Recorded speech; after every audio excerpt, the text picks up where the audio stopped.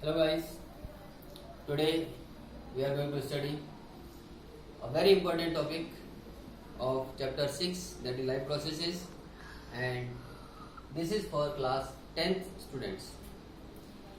Okay, in our previous class we learnt about blood vessels, types of blood vessels, the differences between arteries and veins, and we saw an outline of structure of the heart, of the human heart, right? So let us see how blood flows in human body and human heart. Okay, देखिए human beings के अंदर, in fact amphibians के अंदर, reptiles के अंदर, birds के अंदर और मैमल्स के अंदर, इन चारों ही क्लासेस के जो एनिमल्स हैं, इन सब के ब्लड सर्कुलेशन को डबल सर्कुलेशन कहा जाता है. यानी इनके केस में ब्लड हार्ट में 2 बार फ्लो करता है एक कंप्लीट साइकिल के दौरान. ठीक है, तो because blood passes twice in one complete cycle, so that is why in all these amphibians, reptiles, apes and mammals including human beings, this blood circulation is named as double circulation.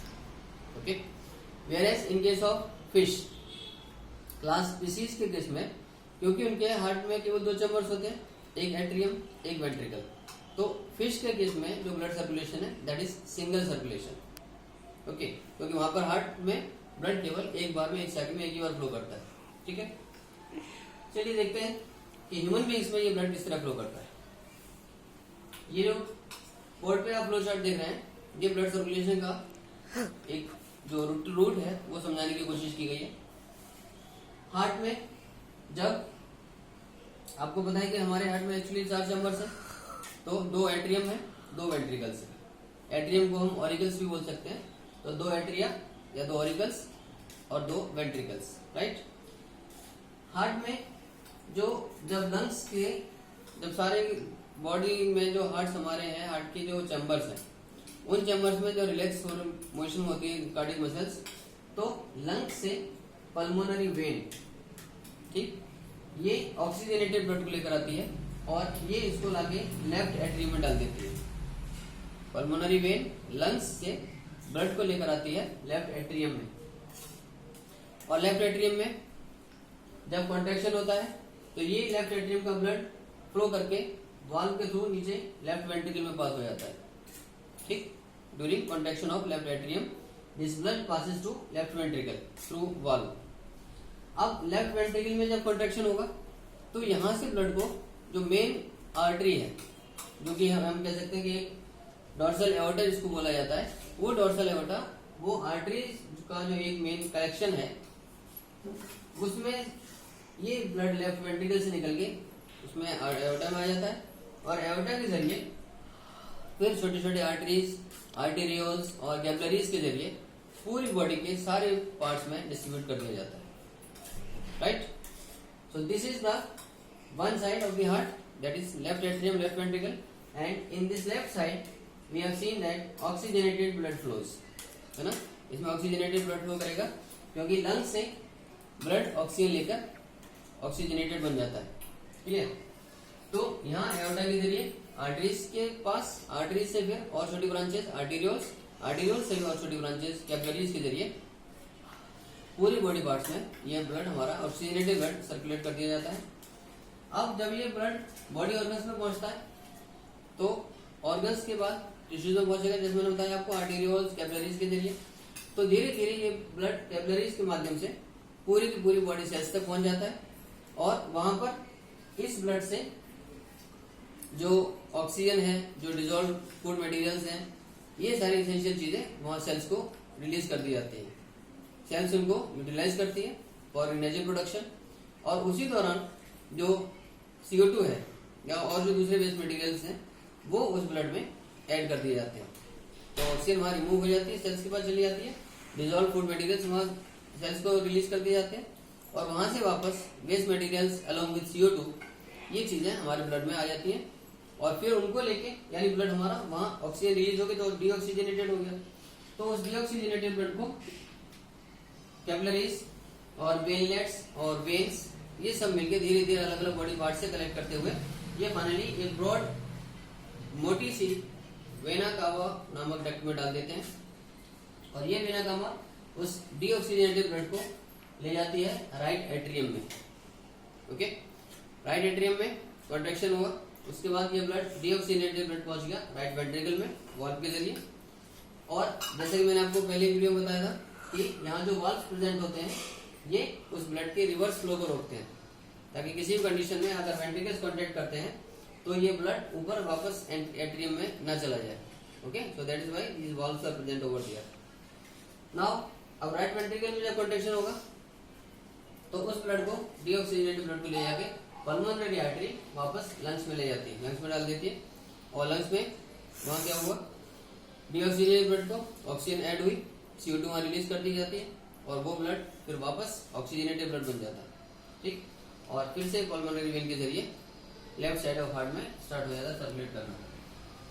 So guys, आपने देखा कि जो हमारे heart की left side है वो oxygenated blood को carry करती है और जो हमारे हार्ट की राइट साइड है वहां पर डीऑक्सीजनेटेड ब्लड का फ्लो होता है। ओके, देखिए जब हार्ट का कोई चैम्बर कॉन्ट्रैक्ट करेगा तो उसमें से ब्लड पंप आउट होगा, बाहर निकलेगा, राइट। ठीक वैसे जैसे आप पानी के भरे हुए गुब्बारे को अगर आप स्क्वीज करते हैं तो पानी बाहर निकल जाता है, राइट। तो इसीलिए कॉन्ट्रैक्शन फेज में ब्लड बाहर आता है उस चैम्बर से और रिलैक्सेशन फेज में उस चैम्बर में ब्लड फिल इन होता है, अंदर भरता है। ठीक, तो ये है हमारा actual route of blood flow in case of human beings. और अब इसमें मैं आपको बताऊं कि हमारी ब्लड में जो हमारा सर्कुलेशन है बॉडी में, उसको डबल सर्कुलेशन इसलिए भी कहा जा सकता है कि हमारी बॉडी में एक्चुअली दो तरीके का सर्कुलेशन होता है ब्लड में। यानी एक तो आप रूट देख रहे हैं कि जहां हार्ट से और लंग्स के बीच में ब्लड सर्कुलेट कर रहा है, हार्ट से लंग्स से हार्ट में, हार्ट से फिर लंग्स में। तो ये एक जो सर्कुलेशन है between lungs and heart, okay, this is called as pulmonary circulation. Pulmonary word आपको पता है लंग्स के लिए यूज किया जाता है। तो जहां हार्ट और लंग्स के बीच का जो सर्कुलेशन है, ये जो रूट है हार्ट से लंग्स में, लंग्स से फिर हार्ट में, तो ये सर्कुलेशन, ये ट्रैक कहलाता है पल्मोनरी सर्कुलेशन। और दूसरा वाला जो रूट है जिसमें ब्लड हार्ट से बॉडी ऑर्गन्स की तरफ जा रहा है, बॉडी ऑर्गन्स से वापस हार्ट में जा रहा है, ये जो पोर्शन है, ये जो सेकेंड हाफ है सर्कुलेशन का, this is called as systemic circulation. तो systemic circulation is between heart and body parts and pulmonary circulation is between lungs and heart. Okay, now अब बात करते हैं अपने नेक्स्ट टॉपिक की, हार्ट बीट की। अब जानते हैं हार्ट बीट का मतलब है कि हार्ट की एक कंप्लीट साइकिल। अब एक कंप्लीट साइकिल में क्या होगा, एक कॉन्ट्रैक्शन और एक रिलैक्सेशन। तो the contraction and relaxation of one complete cycle of the heart is called as one heart beat. यानी एक हार्ट बीट में, हार्ट में एक कॉन्ट्रैक्शन फेज, एक रिलैक्सेशन फेज। तो इसको एक कंप्लीट साइकिल को हम, जिसमें एक कॉन्ट्रैक्शन और एक रिलैक्सेशन इंक्लूडेड है, उसको हम हार्ट की एक हार्ट बीट बोलते हैं। ठीक है, और ये आपको बताइए कि हमारा एक नॉर्मल हेल्दी एडल्ट पर्सन का हार्ट लगभग 70 से 72 बार बीट करता है, राइट। तो heart beat is actually 70 to 72 times in a normal adult healthy person. Okay, now अब आते हैं नेक्स्ट टॉपिक में, पल्स। पल्स एक्चुअली जो पल्स रेट है वही हार्ट बीट का रेट भी कह सकते हैं, क्योंकि पल्स की डेफिनेशन एक्चुअली क्या होती है कि हार्ट की जो आर्टरीज है हमारी बॉडी के अंदर, उन आर्टरीज में जितनी बार ब्लड पंप होता है, झटके से ब्लड जितनी बार आर्टरीज में एंटर करता है तो उतनी बार उसकी वॉल्स में थोड़ा सा एक्सपेंशन आता है। Okay, it means the expansion of arteries each time when the blood is forced into it. Okay, so during every pumping of blood from heart, when arteries get expanded. Okay, तो arteries के wall में जब expansion आता है, जितनी बार भी blood झटके से आर्टरीज में एंटर करेगा हार्ट के थ्रू पंपिंग के जरिए, तो उतनी बार हम उसको बोलते हैं वो एक पल्स है। Okay, so uh pulse is actually the expansion of arteries और artery wall each time when blood is pumped or blood enters into it, right? So this is called a pulse rate. So obviously जितनी बार heart pump करेगा blood को उतनी बार artery में expansion होगा, right. तो इसीलिए जो रेट ऑफ हार्ट बीट है वही पल्स रेट पे होता है, यानी 70 से 72 टाइम्स के आसपास लगभग पर मिनट। ओके, चलिए अब आते हैं अपने आज के लास्ट टॉपिक पे, ब्लड प्रेशर, जो कि बहुत ज़्यादा ज़रूरी है। और आज की जो मॉडर्न लाइफस्टाइल है, आप देखते हैं कि हमारे ह्यूमन बींग्स की एक अच्छी खासी पॉपुलेशन, एक अच्छी खासी परसेंटेज में लोग इस ब्लड प्रेशर के शिकार होते हैं। इनफैक्ट काफ़ी यंग एज से अब आजकल ये बीमारी शुरू होने लगी है ना। ब्लड प्रेशर, हाई बीपी, लो बीपी, आपने देखा होगा, ये सब कई सारे रीजन है। तो आज इसकी बात करते हैं। ब्लड प्रेशर एक्चुअली क्या है? वो प्रेशर ब्लड का जिसके थ्रू ये हमारी पूरी बॉडी में पास होता है, सर्कुलेट करता है। Okay, so the blood pressure is actually the pressure of blood through which it passes in our body, around our body. Okay, blood pressure को हम एक्चुअली दो वैल्यूज में डिवाइड कर सकते हैं या डिवाइड कर सकते हैं। एक कहते हैं सिस्टोलिक प्रेशर और दूसरा होता है diastolic pressure. Systolic pressure is actually that maximum pressure which is faced by our vessels during contraction of heart। यानी जब हार्ट में कॉन्ट्रैक्शन होता है तो उस कॉन्ट्रैक्शन फेज के दौरान जब हार्ट के थ्रू ब्लड पंप होता है ब्लड वेसल्स के अंदर, तो उस केस में जो मैक्सिमम प्रेशर उन वेसल्स पे लगता है।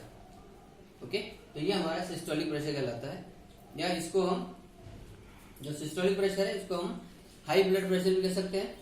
और आप जानते हैं कि हाई ब्लड प्रेशर को हाइपर टेंशन भी कहा जा सकता है।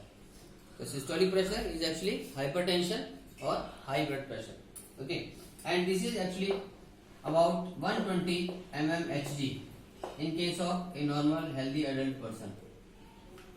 okay, so this is the maximum pressure during contraction phase of the heart। now let us say about diastolic pressure। diastolic pressure is that minimum pressure which is found during relaxation phase of the heart in the vessels, और इसकी value लगभग 80 mmHg है एक normal healthy adult person में। और diastolic pressure को low blood pressure, लो BP या hypotension भी कह सकते हैं। ओके, सो हाइपोटेंशन, लो ब्लड प्रेशर या डायस्टोलिक प्रेशर, तीनों एक ही नाम है। इसी तरह से सिस्टोलिक प्रेशर, हाइपरटेंशन और हाई बीपी या हाई ब्लड प्रेशर, ये उसके नाम।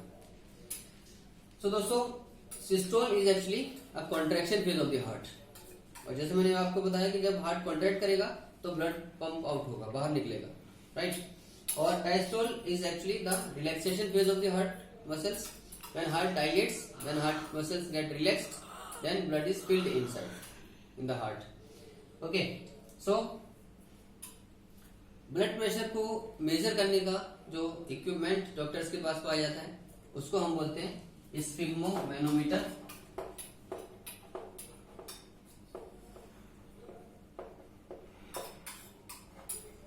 और स्फिग्मोमैनोमीटर के जरिए ब्लड प्रेशर को मेजर किया जा सकता है।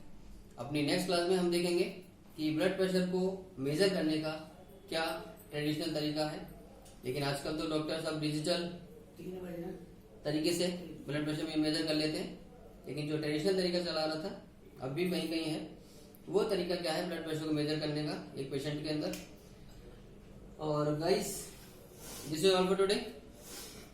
I hope you liked it, and keep yourself very safe, keep watching videos, keep studying at home very honestly, and